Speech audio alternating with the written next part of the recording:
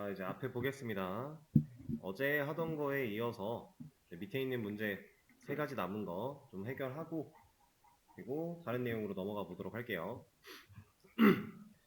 이제 조회수가 10 이상 그리고 55 이하인 것만 보여주세요 라고 하고 있는데 현재 우리 아티클 테이블 안에는 이런 데이터가 들어있는 상태고요. 얘네들 중에서 조회수가 10 이상이고 55 이하인 거 우리가 눈으로 보고 한번 따져볼까요? 누구예요? 게시물 아이디 가지고 판단을 해봤을 때 몇 번 몇 번 몇 번 게시물이 지금 이 조건에 해당하는 거죠. 지금 3, 4, 5가 해당이 되겠죠. 10 이상이고 55 이하란 얘기는 10과 55를 포함하고 있다란 얘기니까 자, 이걸 한번 적어 볼 건데 일단 select from article 그리고 이제 where 조건을 쓸 겁니다. 첫 번째로 hit이라고 하는 컬럼이 가진 값이 10보다 크거나 같냐를 물어볼 거예요. 일단 요거 먼저 해보면 일단 너린 애들은 안 나오겠죠. 얘는 10보다 크거나 같다의 조건에 부합하지 못할 거니까. 그리고 나머지는 다 나오겠네요. 이렇게. 근데 여기서 멈출 게 아니라 55 이하인 것도 걸러내야 돼요. 자, 그러면 지금 우리가 찾고자 하는 상황이 10이라고 하는 숫자가 있고 55라고 하는 숫자가 있어요. 지금 이 사이 값을 구하려고 하는 거잖아요. 그쵸? 얘를 만약에 5어라고 하는 5어 연산자를 사용을 한다면 10 이상이고 55 이하이면 모든 수죠. 5어로 묶어놓으면 둘 중 하나만 만족을 해도 만족을 하게 될 건데 이제 10 이상이거나 55 이하라는 얘기가 이제 5어로 엮였다라는 상황이라고 보면 되는데 둘 중에 하나만 만족을 해도 되니까 그러면 모든 수다 의미가 없죠? 우리는 이 사이 값을 구하려고 한 거니까 AND 조건으로 엮어야 된다. 그러면 10 이상이고 55 이하 이렇게 되니까 둘 다 만족을 해야만 가능한 상황이 될 거예요. 그래서 여기에 AND 연산자를 사용해서 hit 컬럼이 가지고 있는 값이 55보다 작거나 같냐 이렇게 물어볼 겁니다. 자, 웨어절에 우리가 이제 이퀄 마크 말고도 사용할 수 있는 게 몇 가지 더 생겼죠? like라고 하는 거 어제 배웠고요. 그리고 이제 부등호, 논리 연산, 비교 연산을 할 수 있는 이러한 부등호를 사용해서도 가능하다. 근데 당연히 이 부등호는 숫자일 때 사용을 많이 하겠죠. 문자일 때 사용을 못한다까지는 아니지만 개념이 좀 달라요. 그래서 보통 숫자일 때 활용을 하는 방식, 그럼 우리가 원했던 3, 4번, 5번 글이 잘 나오게 되겠죠. 자, 그리고 여기에는 없는데 이런 것도 하나 보여드릴 거예요. 이제 이상, 이하의 개념은 아니지만 한번 보겠습니다.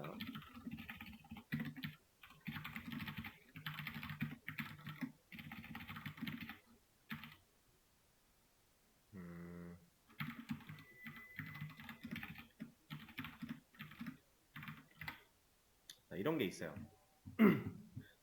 자, 얘는 조회를 해보면 2가 아니었나? between 2가 아니라 and군요. 자, 이렇게 하면 얘도 이상 이하구나. 같은 결과가 나왔어요. 자, between 뭐뭐 사이에 라는 뜻이죠. 실제로 그런 의미로 사용을 하는 겁니다. 그래서 얘는 이제 내가 조건으로 따질 컬럼명 그리고 between 뭐뭐 사이에 어디 어디 사이에 A and B 사이에 히트라고 하는 컬럼의 값이 10과 55 사이에 존재하면 조건에 부합하는 상황이 되는 쿼리문이에요. 이런 것도 사용할 수 있어요. 근데 얘가 지금 이제 이상과 이하를 포함하고 있죠. 10과 55라고 했는데 이 10과 55가 포함되어 있는 애들이 잘 나와요. 만약에 여기가 50이었다면 55라는 쟤는 안 나오겠죠. 그러면 만약에 이상 이하가 아니라 초과 미만이었다면 이런 상황이었다면 우리 코드에는 나올 게 없어요. 그럼 이런 상황일 때는 그럼 비트윈을 못 쓰겠죠? 어거지로 쓰려면 이런 식으로 가야 될 겁니다. 이렇게 11과 54 사이 안 나오는 건 동일하겠죠? 이런 것도 사용할 수 있다라고 하는 거. 그리고 밑에 이제 무명이 아니고 라는 얘긴데, 자, select from article에 where절에다가 작성자니까 우리가 닉네임이라는 컬럼, 얘가 가지고 있는 값이 무명이 아니고예요. 무명이 아니다. 우리는 이건 해봤죠? 이거는 무명인 상황 조건을 따질 때. 근데 무명이 아니고 그래서 앞에 느낌표를 하나 붙이게 됩니다. 이러면 같지 않다의 의미를 가져요. 이제 모든 언어 공통 프로그래밍 언어에서 느낌표는 보통 다 부정의 의미, not, 반전의 의미를 가지고 있기 때문에 이 느낌표 이퀄 마크가 들어가면 같지 않다의 의미로 사용이 돼요. 근데 이제 DBMS랑 언어들의 차이가, 언어에서는 보통 같다가 이걸로 따지게 되는데 DBMS에서는 그냥 이퀄 마크 하나 가지고 따지고 있죠. 이런 차이가 좀 있습니다. 그래서 일단 무명이 아닌 애들 출력을 먼저 해보자면 이렇게 4명이 나왔어요. 근데 여기서 조건이 끝나는 게 아니라 조회수가 50 이하인 것, 그러면 무명이 아니면서 조회수가 50 이하여야 되죠. 둘 다 조건을 만족해야 돼요. 그러면 아까 배운 AND로 엮어줘야겠죠. 그래서 hit이 50 이하. 그럼 우리가 현재 갖고 있는 출력 결과 4명 중에서 누구누구만 나와요? 3번과 5번만 나오게 되겠죠.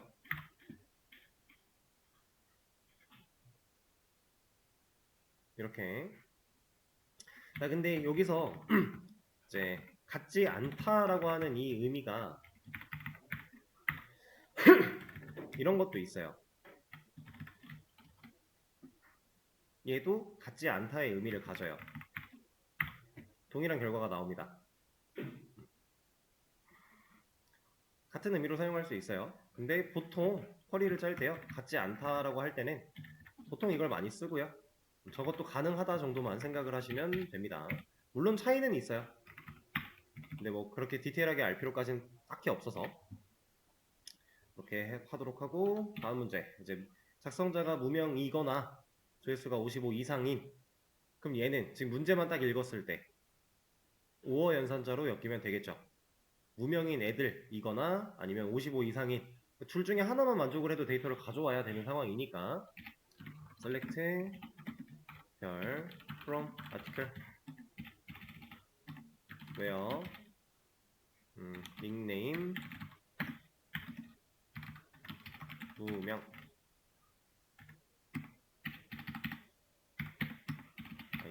그리고 5어로 엮은 다음에 hit 55 이상이니까 이렇게. 그럼 여기까지만 실행하면 무명인 애들만 가져와 라고 한 거죠. 그러면 2개 나올 거예요. 근데 5어로 엮은 상태에서 hit이라고 하는 값이 55보다 큰 이상인 애도 가져와 라고 하면 얘네들도 나오겠죠. 5어 연산자이기 때문에 얘네들은 이 조건, 첫 번째 조건이 만족해서 나온 애들, 얘네들은 두 번째 조건이 만족해서 나온 애들, 둘 중에 하나만 만족을 해도 데이터를 가져올 수 있다. 자, 기본적인 문법을 다 알아봤으니까 이제 다른 내용으로 넘어갈 건데, 수업 페이지 새로 고침 한번 해보실까요? 자, 여기 보시면 이제 MySQL Exercise라고 해서 W3 Schools-에서 제공하는 링크가 하나 연결되어 있습니다. 들어와 보시면 이런 애가 나와요. 근데 사실 얘는 수업 페이지 상단에도 링크가 있어요. 여기 MySQL 연습 DB 같은 애예요. 근데 얘 왜 페이지가 뱅글뱅글 돌고 있지?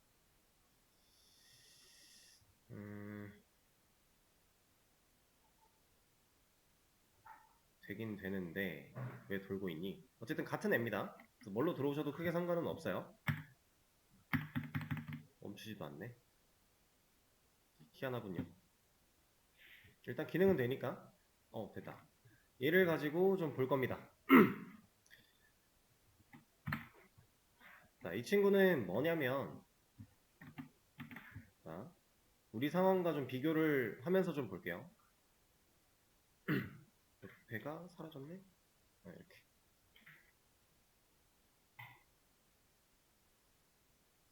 자, 여기를 잘 보세요. 얘가 이제 MySQL 데이터베이스다 라고 하고 있어요. 이 데이터베이스의 이름은 뭔지 저도 몰라요. 안 나와 있으니까. 그건 상관없어요. 그냥 우리가 여기다 만들어놨던 데이터베이스들처럼 어떠한 데이터베이스 공간을 하나 만들었다라는 개념으로 보시면 되고요. 그 데이터베이스 안에 테이블들이 이렇게 들어있다라고 보시면 돼요. 우리 거랑 비교를 해보면 우리가 A2라는 데이터베이스 하나 만들었고 테이블, 아티클이라는 애 하나 만들어 놨어요. 근데 얘는 어떤 데이터베이스 이름인지 모르겠지만 데이터베이스가 하나 있는 거고 그 안에 테이블이 지금 8개가 들어있는 상태라고 보시면 돼요. 그리고 옆에 보시면 레코드스라고 써있죠. 레코드가 뭐예요? 데이터 로우랑 같은 말이었어요. 한 줄의 데이터를 의미하는 건데 그럼 레코드스 해서 숫자가 막 써있어요. 데이터의 개수를 의미하는 겁니다. 몇 줄이냐, 몇 줄의 데이터가 들어있냐 라는 거예요. 그러면 이제 얘를 가지고 우리가 뭐 할 수 있냐면 이 연습 공간 안에서 지금 여기 보시면 select asterisk from categories라고 했어요. 우리가 배웠던 DML이죠. 사용할 수 있는 명령어예요. 이거는 categories라고 하는 테이블을 조회할 거야, 모든 거를 조회할 거야 라는 의미인데 이렇게 조회한 결과를 우리가 눈으로 볼 수 있습니다. 여기 밑에 나오는 리절트 부분에 나오는 여기에 나오는 얘네들이 이 결과예요. 쿼리가 실행된 결과. 그러면 얘가 갖고 있는 8개의 테이블을 사용해서 우리가 기본적인 쿼리문도 연습할 수 있고요. 이제 얘네들은 데이터 정교화나 모델링에 대해서 어느 정도 신경을 쓰고 만들어 놓은 테이블들이어서 우리가 앞으로 테이블을 만들 때 이런 형태로 구조를 갖춰 나가야 되겠구나 라고 하는 모습도 공부를 할 수 있어요. 기본적인 단계. 그래서 얘를 이제 둘러보면서 이것저것 좀 해볼 건데 간단한 이렇게 그냥 풀 조회 있죠. 우리가 기본적으로 하는 select 별 from table name 이라고 하는 이 조회는 여기 테이블 이름을 클릭하는 것만으로도 얘가 해줍니다. 이렇게 안 하고 그냥 여기다가 쳐도 돼요. 여기 커스터머스 대신에 오더스 같은 거 한번 볼까요? 그리고 run SQL 이 버튼 누르면 이 안에 적혀있는 코드를, 명령어를 실행해줘서 결과가 나와요. 이런 연습을 해볼 수 있는 그냥 온라인 공간이다 라고 보시면 되는데 여기 되어 있는 데이터베이스처럼 하나 만들어 놓고 여기다가 만들어 놓고 이런 데이터들 넣어서 여기서 직접 테스트를 해도 상관은 없어요. 근데 넣으려면 귀찮잖아요. 이거 언제 다 넣을 거예요. 그래서 그냥 만들어져 있는 거 이거 활용해 보는 거예요.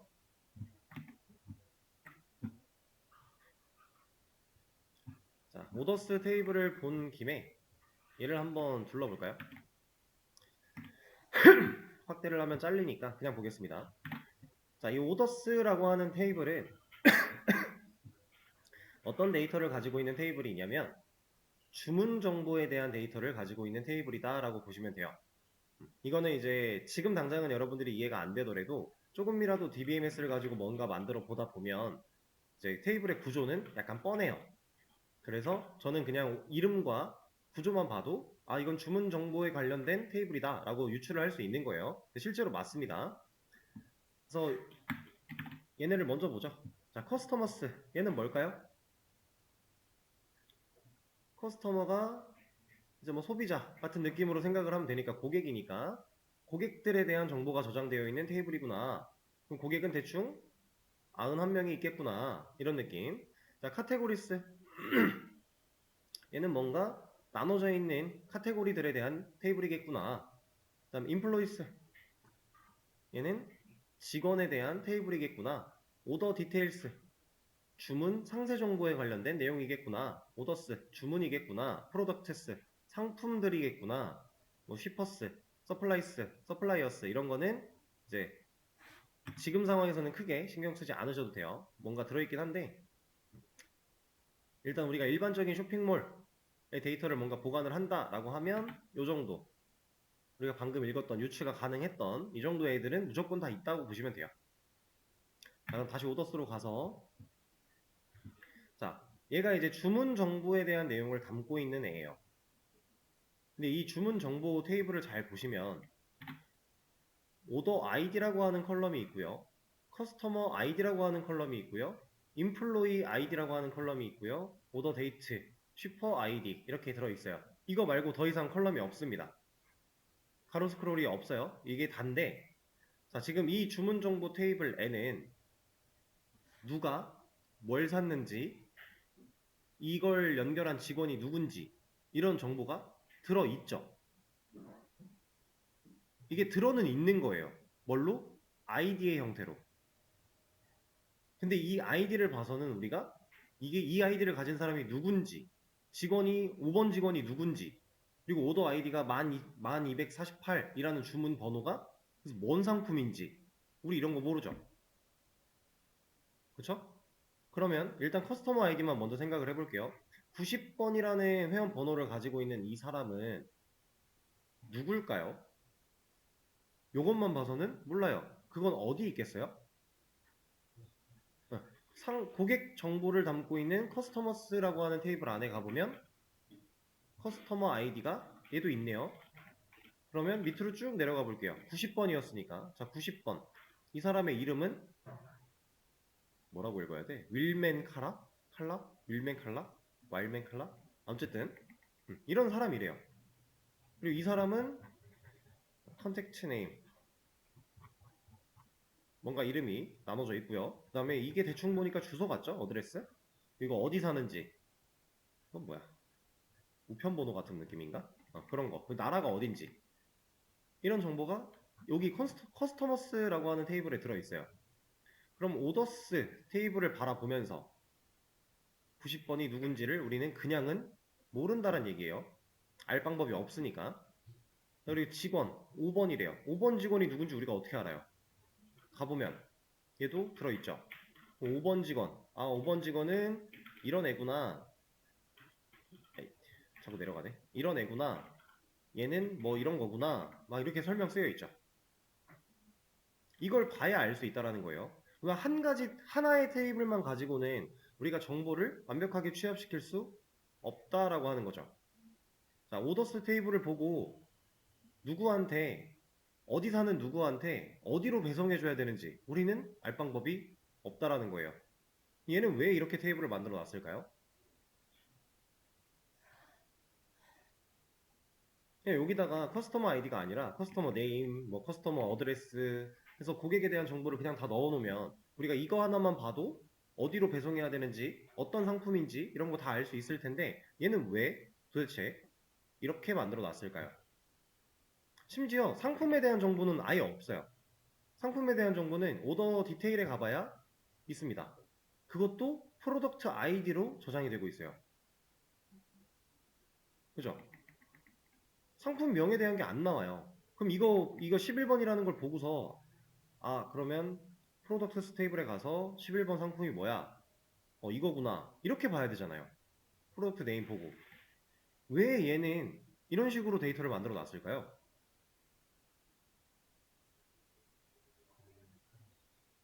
자, 이거는 이제 아직 안 배우신 개념인데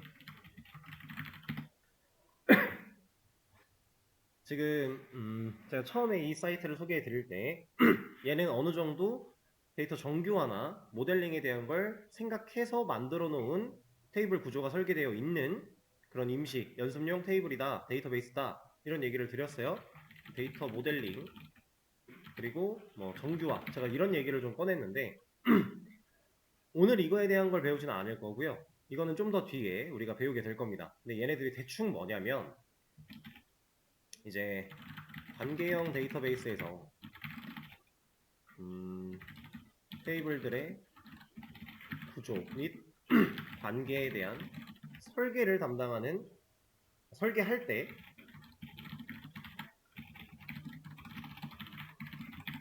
이렇게 생각을 하시면 돼요.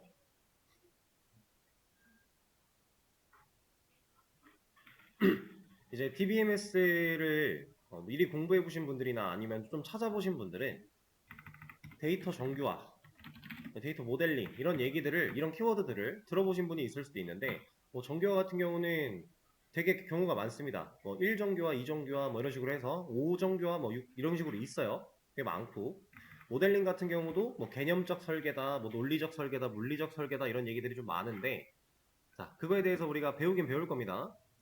근데 지금 이 친구들은 이걸 생각해서 이 개념들을 따져보고 문제가 없이 최선의 방식으로 데이터를 설계해 놨다라고 생각하시면 돼요. 근데 얘네들이 이제 우리가 지금 느꼈을 때에는 좀 불편함이 없지 않아 있잖아요. 테이블 하나만 가지고 정보를 파악할 수 없다라는 불편함이 있는데 얘네들을 이렇게 만들어야 되는 이유가 뭐냐면 일단 역할에 따른 데이터를 분리 테이블에 그리고 테이블의 관계에 따라 필요한 데이터를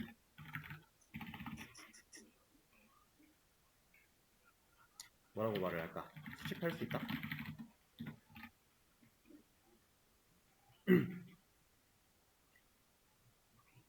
만약에 오더스라고 하는 테이블에다가 고객 정보나 이런 것들을 다 담아놨다면 필요한 컬럼도 상당히 많을 거고요. 데이터의 중복도 되게 많겠죠. 한 사람이 주문을 한 번만 할 수 있는 게 아니니까. 그쵸? 그러면 데이터가 좀 무수히 많은 데이터들이 쌓여 나갈 거예요. 주문 하나당 뭐 되게 많은 양의 데이터들이 쌓여 나갈 겁니다.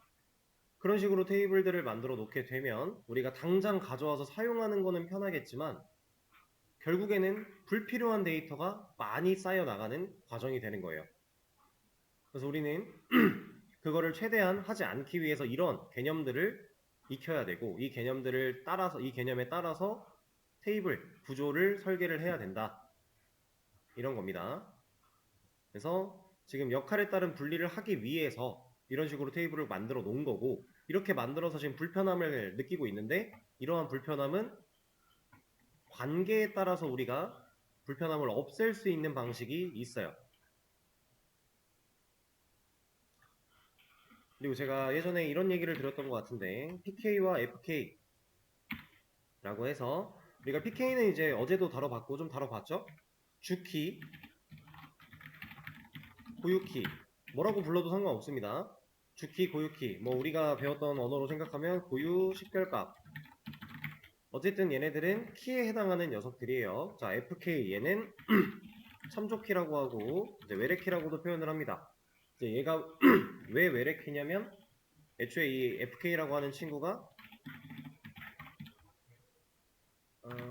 포레인 키예요. 포레인 키. 이 포레인이 성자가 이게 맞나?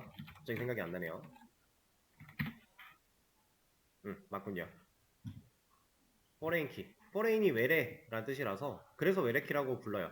우리가 이제 이해하기 쉽게 생각을 하면 참조키다라고 생각을 하면 되는데 이 관계를 제가 지금부터 보여드릴 거예요.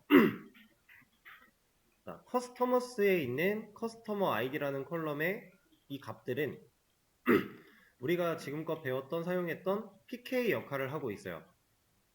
얘는 PK입니다. 자, 오더스에 있는 커스터머 아이디라는 컬럼에 들어있는 이런 데이터들은 FK가 될 거예요. FK 이름이 참조키라고 했죠? 누굴 참조하겠어요? 커스터머스 테이블 안에 있는 PK를 참조한다가 되는 거예요. 자, 그러면 이거랑 유사한 형태로 지금 오더스 테이블 얘는 이 친구는 커스터머스의 PK를 참조하고 있고요. 그리고 인플로이스의 아이디를 또 참조를 하고 있을 거예요. 얘도 있으니까. 그리고 슈퍼 아이디도 있으니까 슈퍼스에 대한 내용도 참조하고 있겠죠. 그럼 얘는 이 오더 테이블에는 얘가 PK 역할을 할 거고 얘 FK고 얘 FK고 얘도 FK예요. 이렇게 관계를 지정해 놓으면 뭐가 좋냐면요. 제가 현재 커스터머스 만약에 회원이 지금 91명이 있는 상태인데 이 회원 중에 90번 회원이 탈퇴를 했어요. 그럼 이 90번 회원에 대한 주문 정보는 더 이상 이 사람들이 가지고 있을 필요가 없겠죠. 그렇죠? 그런 상태라고 해볼게요. 자, 그러면 우리가 커스터머스에 가서 90번 회원을 찾아가서 이 데이터 한 줄을 지워요. 그리고 오더스에 가서 90번 회원이 주문했던 내용들을 다 찾아가서 다 지워요. 그러니까 조건을 사용해서 지운다는 얘기겠죠. 자, 그리고 뭐 다른 데에 연결되어 있는 이런 거 들어가서 뭐 또 연결된 게 있으면은 그거 찾아가서 또 다 지워요. 그러면 또 이게 타고 들어가다 보면 테이블들이 결국에는 서로가 막 엄청나게 엮여 있을 텐데 결국엔 모든 테이블을 다 손봐야 되죠. 이거는 PK, FK를 하지 않았을 때 지우는 방식. 근데 PK랑 FK를 지정해 놔서 테이블들의 관계를 좀 이런 느낌이에요. 얘가 커스터머, 얘가 뭐 인플로이, 얘가 쉬퍼라고 했을 때 오더스랑 얘네가 다 이렇게 참조를 하고 있잖아요. 얘가 갖고 있는 PK들을 얘네들을 이렇게 다 참조를 하고 있는 상황인데, 자, FK로 받아들이고 있는 상황. 이때 얘가 들어있는 데이터를 한 줄을 만약에 지웠어요. 삭제를 했어요. 그러면 여기 FK로 참조하고 있던 데이터들도 같이 지워져요. 이 관계를 명확하게 짜놓으면 우리가 한 번에 연관된 데이터를 싹 다 없애버릴 수 있어요. 그리고 이런 것도 가능해요. 반대로 여기에 이제 추가를 해요. 데이터를. 회원가입을 누군가 새로 하면 또 추가가 되겠죠? 그러면 그 추가된 데이터에 대해서 만약에 좀 오더니까 주문 안 하면 필요는 없겠지만 만약에 필요하다라고 하면 이거에 대해서 자동으로 생성시키는 것도 가능해요. PK랑 FK라고 하는 이 키들로 테이블들의 관계를 명확하게 엮어서 작업을 해놓으면 우리가 그 이후에 관리하는 상황 속에서 훨씬 더 편하게 데이터를 관리할 수 있다라는 개념이에요. 그래서 이런 관계들을 성립할 때 필요한 개념들이 이 친구들이다.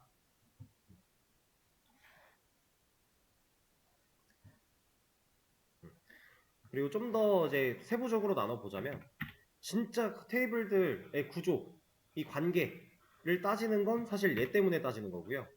이걸로 다 따져서 만들어지는 그 모양을 틀을 가지고서 모델링을 하는 거예요. 결국에는 둘을 같이 신경 써야 되는 상황인 건 맞지만 정교화를 통해서 테이블들의 구조를 생각하는 거고 그 구조를 설계하고 나서 실제 테이블의 형태를 모델링으로 만들어낸다 이런 느낌이에요. 그리고 또 이제 데이터베이스 얘기가 나오면은 뭐 1대1이다, 뭐 1대 n이다, 1대 m이다, 뭐 이런 얘기가 있는데 지금 이거는 대충 간단하게만 얘기하면 뭐냐? 오더스 테이블은 커스터머, 인플로이, 쉬퍼라고 하는 테이블들에서 각각 다 참조를 받고 있죠. 이런 오더스라고 하는 이 테이블 하나가 여러 개랑 연결되어 있네요. 그러면 1대 n이 되는 거예요. 제가 여기를 1대 m이라 했군요. 여기 n 대 m입니다. 그럼 1대1은 테이블 두 개가 진짜 1대1로만 엮여 있다. 그게 1대1. 테이블 하나가 여러 개랑 엮여 있다.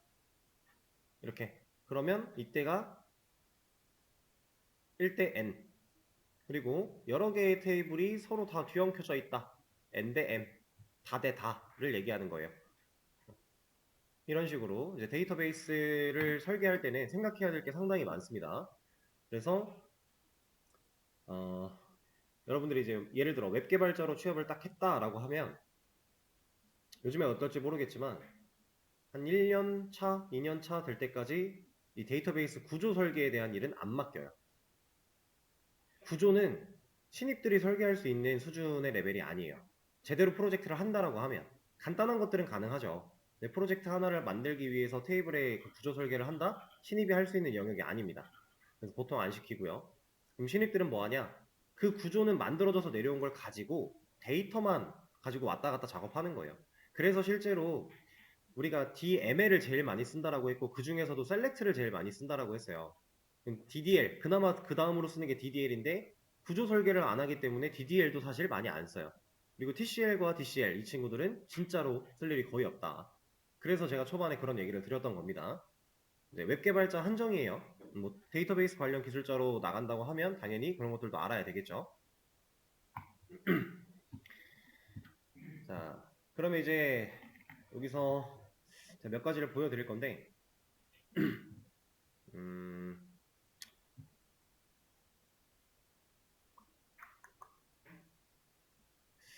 잠깐만요.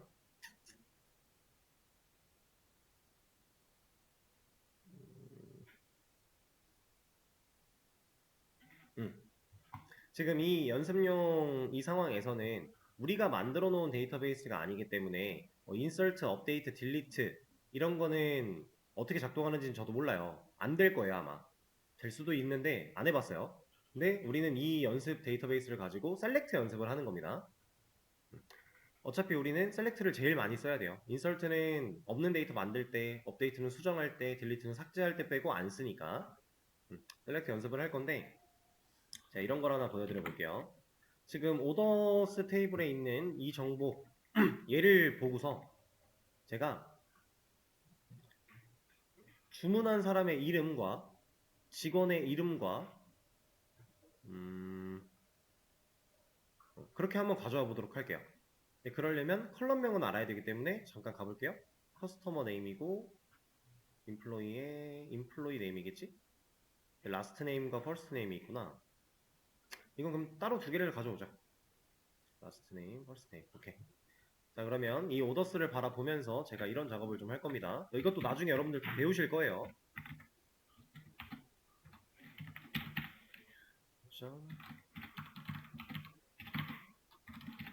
그리고 시점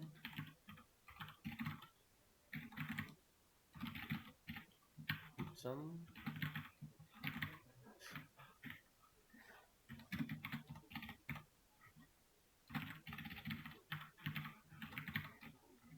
이거 안 따라치셔도 돼요. 그냥 보시는 거니까.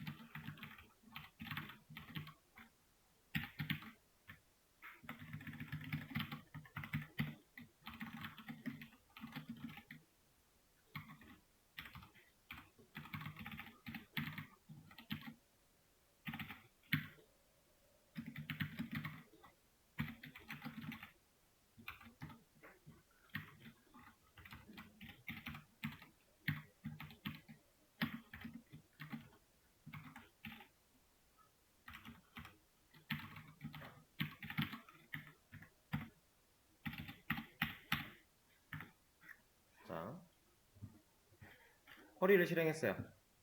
어떠한 쿼리를 작성했고 이 쿼리를 실행했을 때 주문 번호와 커스터머 네임이 나오고 있고요. 그 다음에 라스트 네임과 퍼스트 네임이 나오고 있어요. 지금 우리가 알고 있던 오더스 테이블과는 전혀 다른 형태로 뭔가가 조회가 됐죠? 지금 제가 뭐 한 거냐면 오더스라고 하는 테이블, 커스터머스라고 하는 테이블, 인플로이스라고 하는 테이블 이 세 개를 엮어서 데이터를 뽑아온 거예요. 셀렉트는 우리가 조회를 하는 거죠. 데이터를 선택해서 보여주는 거예요. 보여줄 때는 꼭 하나의 테이블만 가지고 보여준다 이런 개념이 없어요. 테이블 여러 개를 섞어서 우리가 원하는 형태로 만들어서 데이터를 보여줄 수 있어요. 그러면 하나만 좀 따져볼게요. 10248이라고 하는 주문번호를 가지고 있는 애가 진짜로 얘가 맞는지, 그리고 이거의 인플로이 아이디는 인플로이 네임은 이게 맞는지, 이거 하나만 검증을 좀 해보도록 하죠. 지금 이렇게 하나 놓고요. 자, 다시 오더스를 봐서 10248 90번이에요. 그럼 90번 고객 이름이 이게 맞는지 일단 확인해 보러 가볼게요. 90번 맞네요. 그쵸? 자, 그 다음 인플로이스 아이디가 5번이었으니까 5번에 해당하는 애가 라스트 네임과 퍼스트 네임이 이건데 맞네요. 일치하는 데이터, 그러니까 서로 연관 관계를 엮어놨기 때문에 이런 식으로 우리가 한 번에 원하는 데이터를 가져와서 사용할 수 있어요.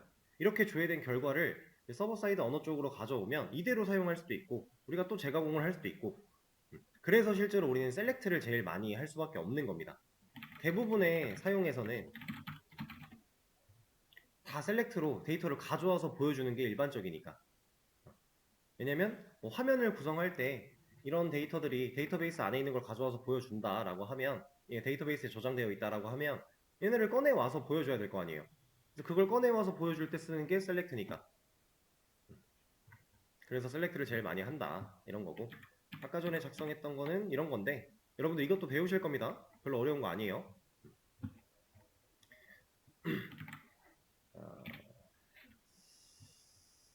그러면 일단 이 사이트에 대한 내용은 이렇게 하고요. 제가 수업 페이지에 3개를 좀 올렸어요. SQL 활용 정리라고 해서 1, 2, 3 이렇게 3가지가 있는데 이거 세 개를 하나씩 띄워 놓고요.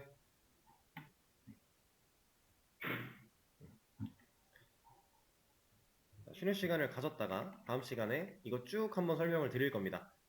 여기에는 배웠던 내용도 들어있고 배우지 않은 내용도 들어있어요. 그래서 기본적으로 우리가 이제 그 DBMS라는 걸 다루기 위해서 알아야 되는 개념들 같은 거 이런 걸 좀 정리해 놨다라고 보시면 되는데 하나씩 하나씩 좀 말씀을 드릴 거예요. 그리고 그걸 말씀드릴 때 여기 예시로 나와 있는 이런 쿼리문들 얘가 여기서 사용할 수 있게끔 짜놓은 쿼리예요. 그래서 이 사이트를 먼저 소개를 드린 겁니다. 그러면